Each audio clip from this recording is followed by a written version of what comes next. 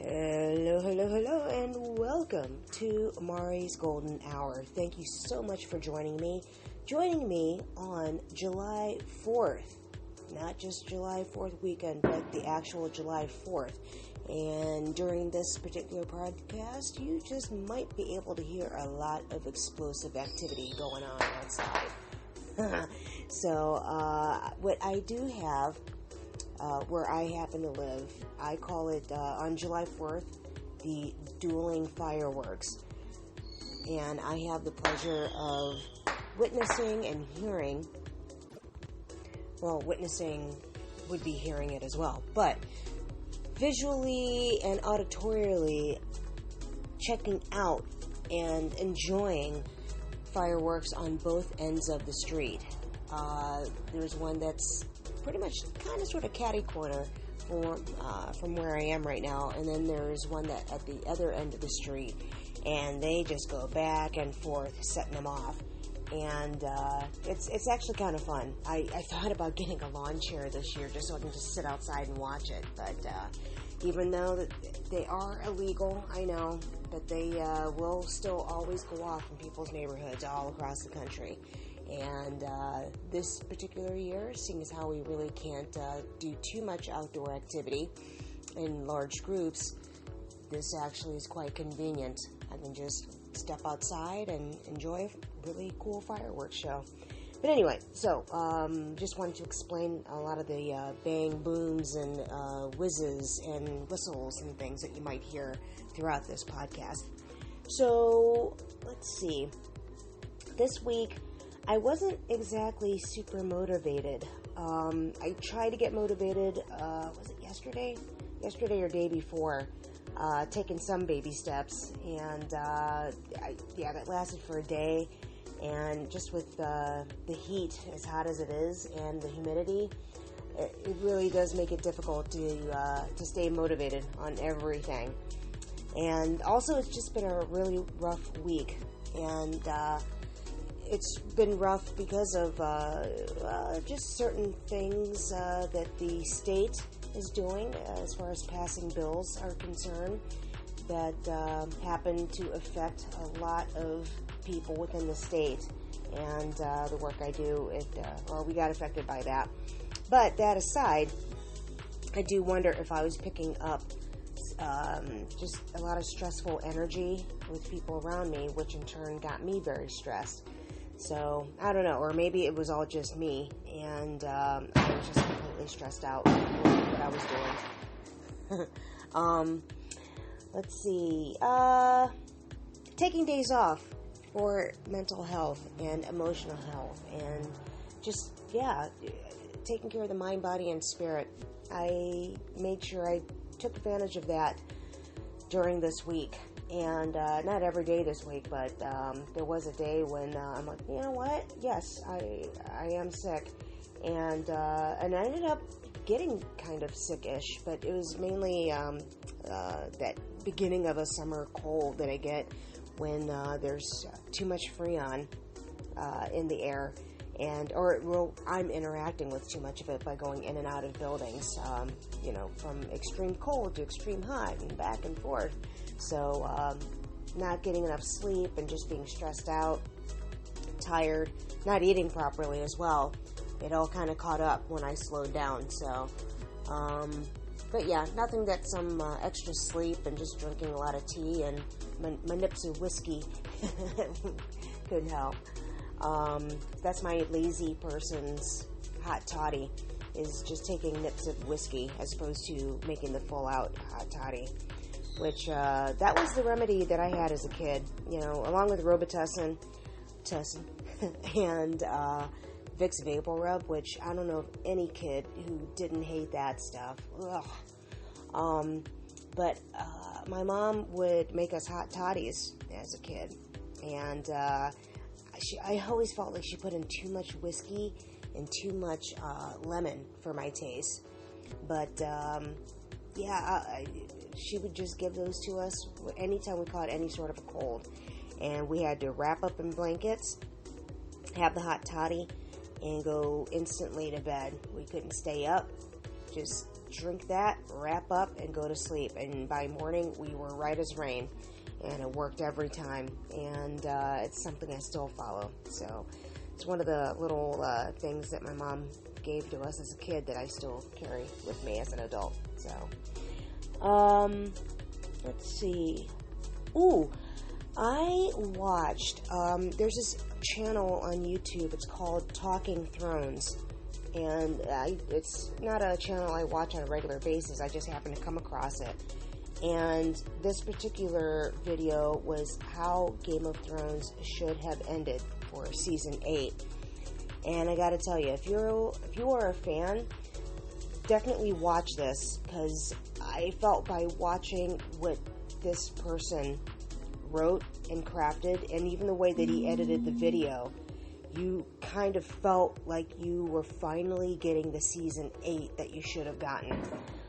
Now, was it completely perfect? No, there's a little bit of tweaking I personally would have done to it.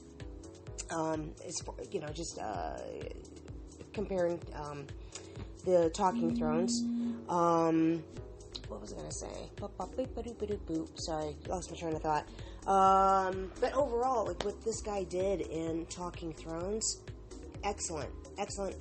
And I don't understand why. I don't get it. I don't understand why. And then I think months ago, I watched some other video of somebody else did a critique or review of Season 8, or why did Game of Thrones last season suck so bad, something along those lines, which I know that there's probably hundreds out there.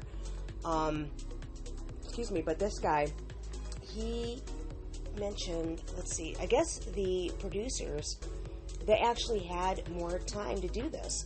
And, who really knows what happens behind the closed boardroom doors? There could have been some personal issues going on with the production team, or, I don't know. But the fact that you had more time in order to make a better story and not take advantage of it, and pretty much just, get tired and throw shit at the wall and, all right, that seems to kind of stick, here we go. I don't know. It was an expensive way to say that they don't care. Really expensive. And to have that attitude when there's so many people who want to get into that field and would have killed to have that opportunity to be in something that monumental. If you're too tired to do something that other people would love to do, and that in essence is a fun job. In essence, it is. You get to play around. You wear cool costumes and maybe even uncool costumes. You get to make believe, and you're working with a community of like-minded people, creating and collaborating. And everybody has this goal in mind, and everybody wants to see it. What's that word I'm looking for? It's an E word. Educated, not educated, but I don't know. Everybody wants to see that executed. Everybody wants to see it executed properly, and as best as they can possibly do it. And to just kind of whatever. I don't know. But so this Talking Thrones dude, yeah, if you can check that out, it's I think a little over 2 hours. And at first I was probably some other people that saw oh, what, 2 hours? Wait, it's longer than 2 hours? Yeah, screw that. I'm not going to sit down for that.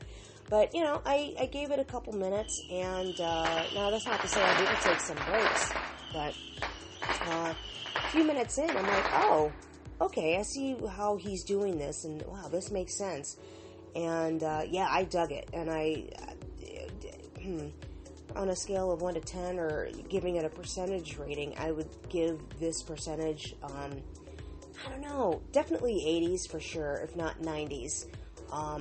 It wasn't at 100%. I mean, in a way, it started off for me that way, but then as the Talking Thrones storyline went on, I saw that where there were things that's I don't know, I tweaked this just a little bit, or maybe I wouldn't have that particular storyline come up, or I would have liked to have seen more, or an explanation of XYZ.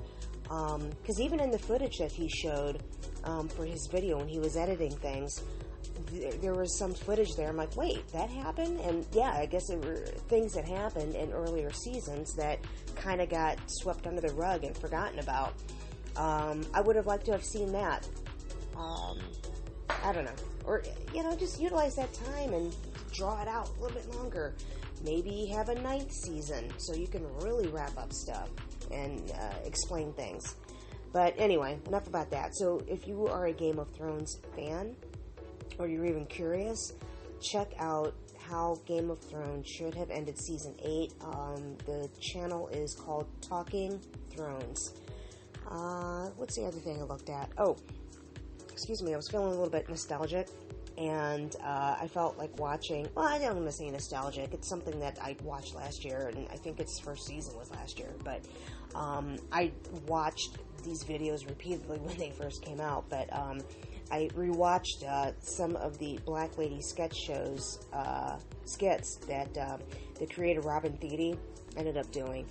And Robin Thede, and I think it hit when I saw this one sketch in particular.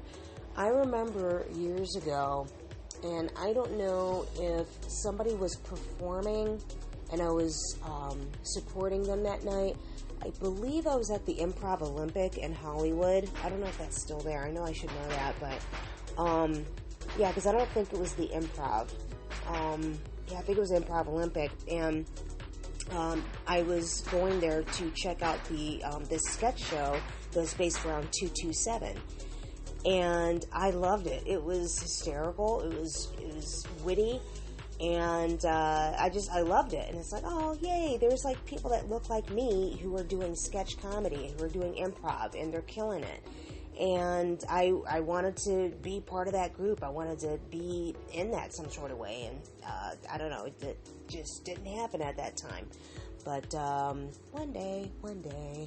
So skip forward some years, and Robin Thede, who I'd seen her sporadically, I think when she was on doing things on The Daily Show, I think, and I know she spun off and she did something else solo, and then she created the Black Lady sketch show. And when she did this 227 skit, I was like, oh yeah, that's right. And then I saw an interview that she did, and she mentioned it, and I was like, wait a minute, I saw this 227, like I saw this years ago. And it just, I don't know, it just made me really happy that she was able to bring that to a mass audience, because the woman is brilliant, and that Black Lady sketch show, awesome. And if you haven't seen Black Lady Courtroom, if you don't know what I'm talking about, get into it. Just check the skits out, you'll see what I'm talking about. And the Basic Ball, I swear, like the Black Lady Courtroom and the Basic Ball, those are my two favorite sketches. And I don't know, there is something to be said for the spy who is completely invisible, just because, number one, she's black, she's female, and she's not skinny. So, yeah. Hey, wait a minute, that could be me. Huh. What else did I watch? Well, there's plenty, but something that I stumbled across, I think it was Kate Hudson that was modeling her latest bikini, and she mentioned the designer. And I liked what she was wearing. I was like, oh, well, that's interesting. And I checked out the designer. And the designer, she's Nigerian.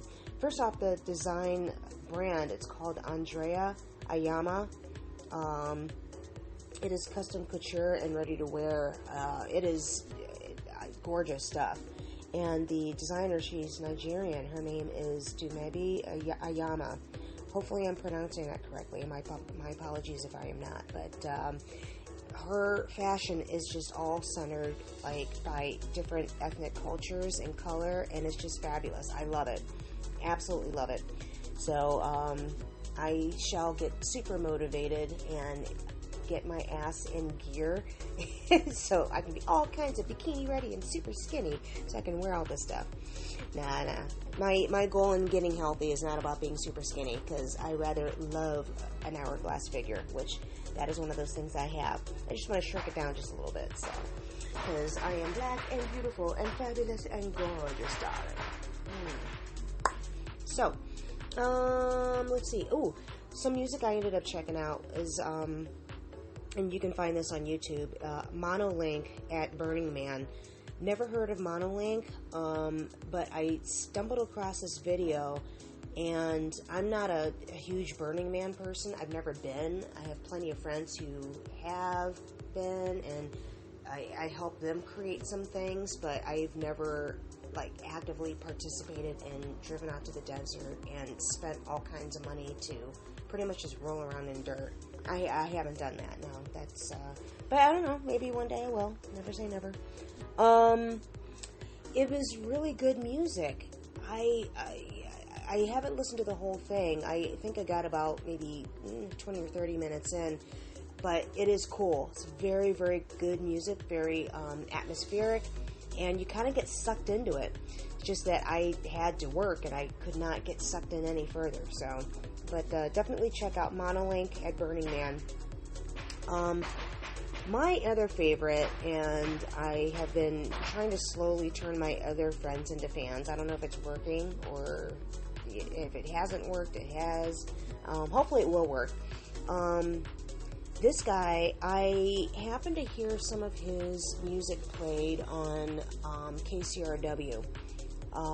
And I heard the music first. I'm like, ooh, what's this? Who's this? Huh. And I didn't quite catch the name at the time. I think maybe a few days to a week after I did, I started hearing this dude's name. And then I found out he was going to be on the show that Jason Bentley, one of the KCRW DJs, hosted, called Morning Becomes Eclectic.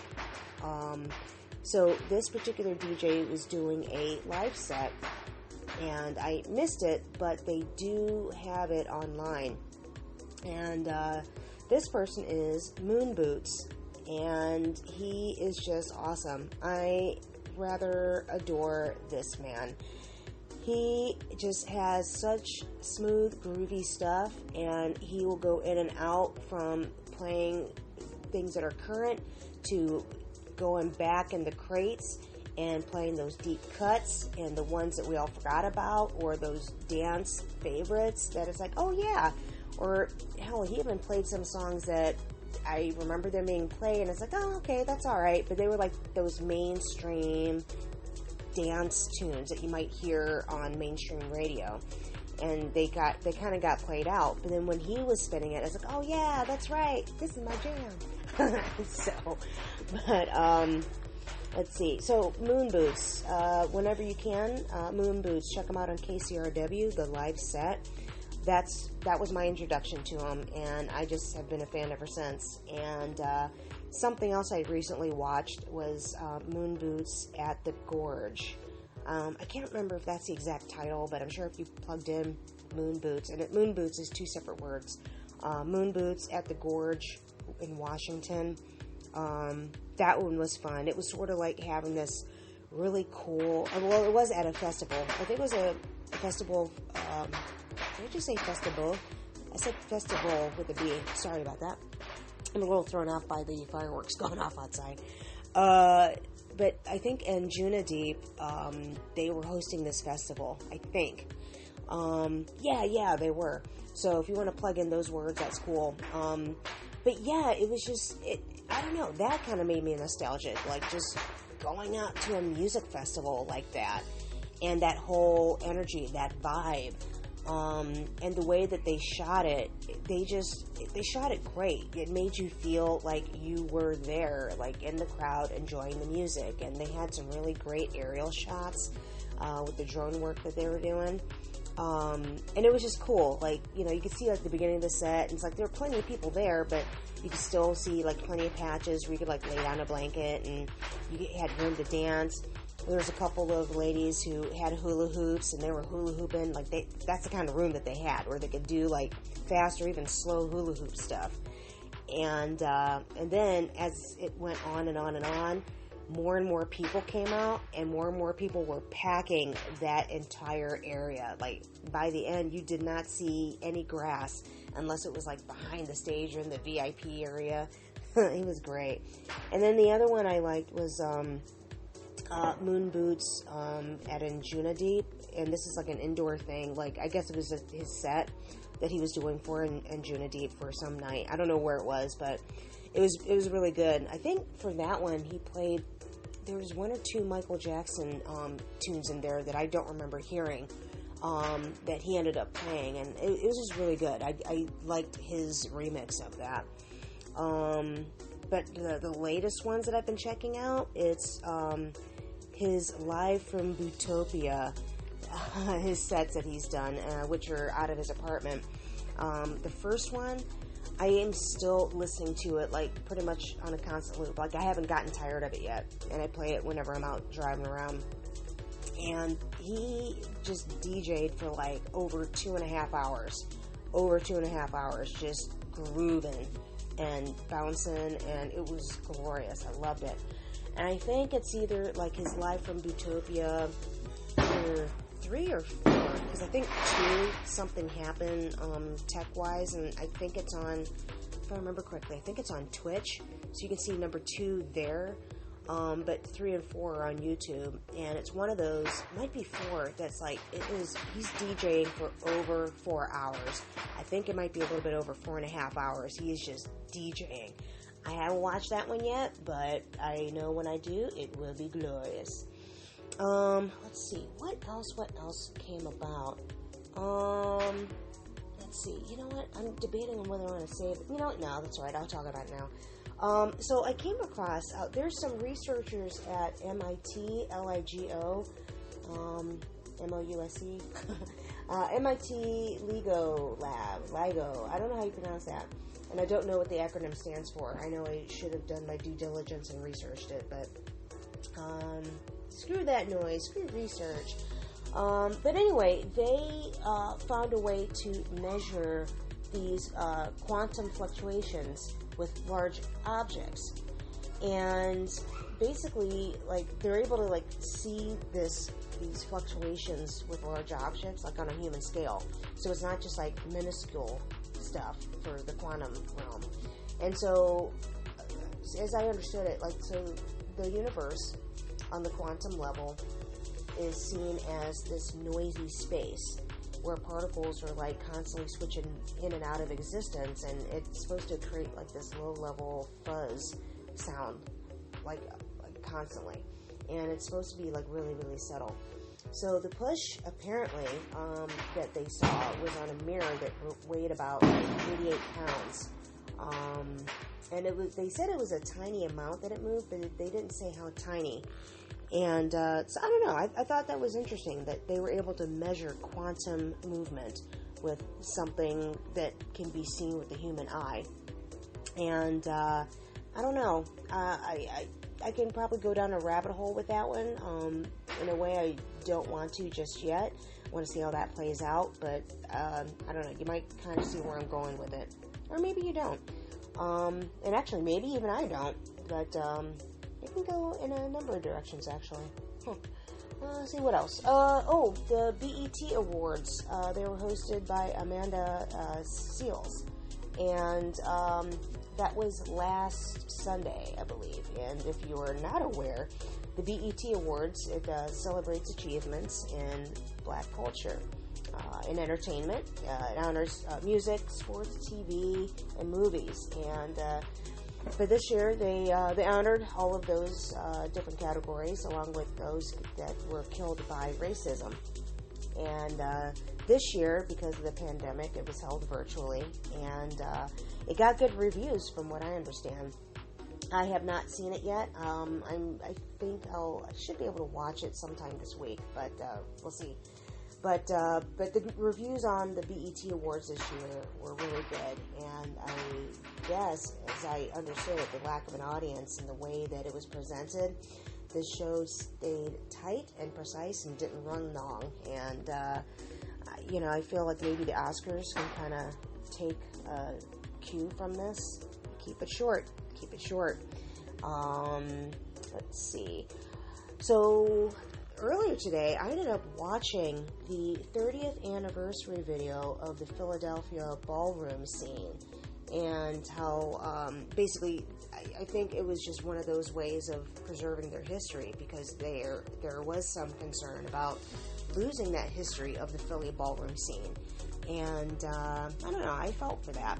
And it was fun. I enjoyed watching it. And I expected it to be a lot longer than, I think it was only like 17 minutes. Expected it to be a lot longer than that. But I find that whole scene, I find it fascinating. I love it. I personally have not been to one.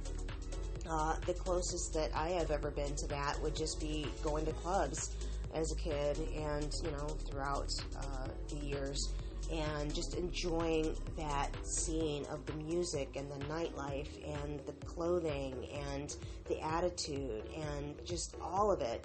I wanted to be in New York, and ever since, I can't remember if it was D-Light coming out with stuff, or I don't know, just that music. Like, I love house music. I love that atmospheric trip house, hip hop, jazz, that fusion. Like, I love all of that. But yeah, when Vogue came out, I was thinking, this is cool and it's cute, but I know that, like, I felt like even when, and I know this is blasphemy, but even when Madonna came out with that, and I know, and as great as it is, and I will be the first one to get up and dance and Vogue and all that, but I felt like there were, and there had to have been, better representations of that. I love the fact that she brought it out into the mainstream culture, and so that way it could be celebrated by more people and more eyeballs can get on it.